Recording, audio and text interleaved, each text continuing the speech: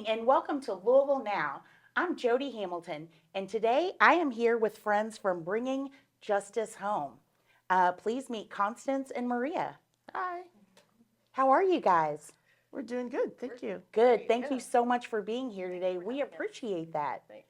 So, I want to talk about some conversations from the kitchen to community life. Take us back to the moment that what were you doing when the idea for Bringing Justice Home first came to life? Sure. So we had been involved in food ministries off and on for 10 years. And as the pandemic started, because a lot of these volunteers are older adults, some of these pantries were shutting down.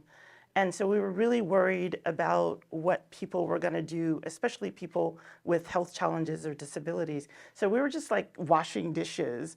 And I turned to her and said, "So what if we could turn our scary basement into a food pantry?" The best ideas come from when you're washing dishes, Yes, right? yes, yes, Absolutely. yes. That's fantastic. So, I mean, what happened from there when you guys had the idea? How did you bring things into action?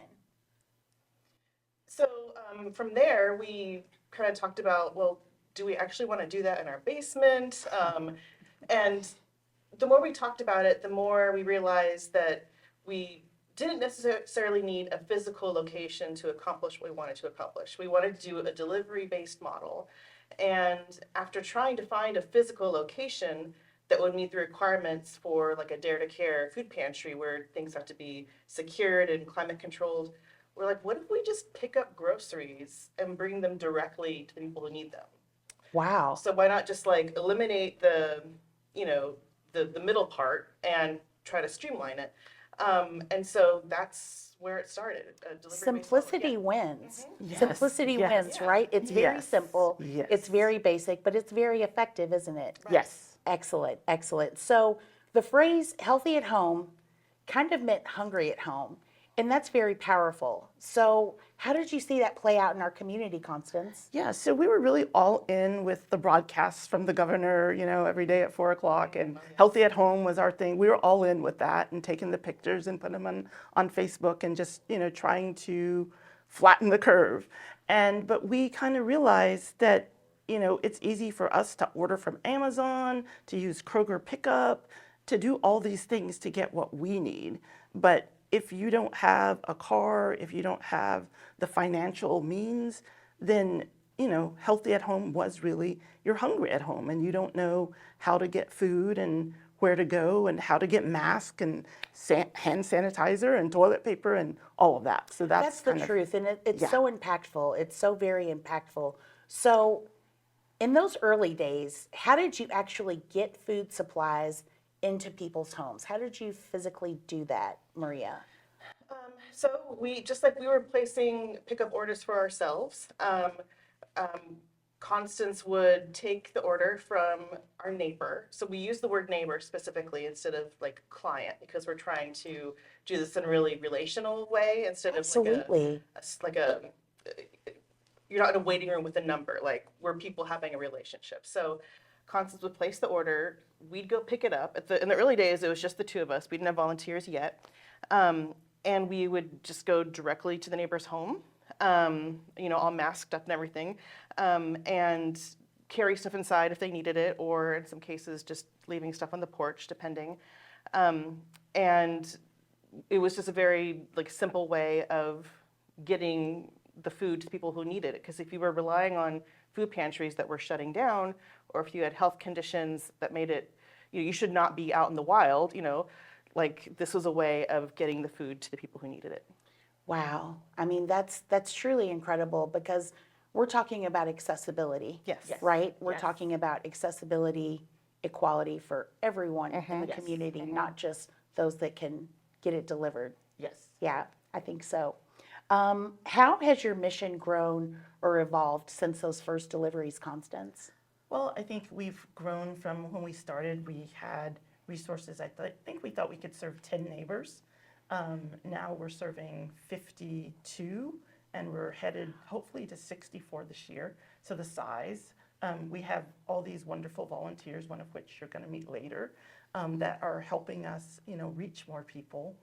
And I think we're more just focused on the fact that because you have a disability or because you have a health condition, that shouldn't de facto exclude you. And so we're thinking about, things that we're doing marginalize people and keep them from having access, or we don't consider them, when we're making a program. And so just really kind of focusing on how can we reduce barriers and have access for everyone. That's truly incredible that you guys have reduced barriers for everyone in the community, right? Just yes. not those that are able to pay for it. Yes. So, Maria, what does justice mean in bringing justice home? Well, this is another kitchen conversation as we were like, what are we Washing dishes yeah, again? like what are we going to call ourselves? And we wanted justice at the heart of it. Because in part, food justice, that is a thing. And we also wanted to communicate this idea that justice is not like this external thing that we have to aspire to. It starts with yourself and your own actions. I'll let Constance expand on it. Yeah, she's the poet. No, yeah. that's yeah. really good. But that justice begins here in our hearts, and we can so practice. beautiful. Yeah, we can practice justice in little ways every day. We don't have to wait, for the apocalypse or the whatever for it to come. Yeah. And Absolutely. from somewhere else, from Metro Hall. Metro Hall isn't going to really bring us justice. We need to be involved in doing that. I love that. So for you ourselves. guys are starting with the little things. It's the little foxes that spoil the vine. Just the tiniest things are making such a big difference in our community. So thank you both for what you do.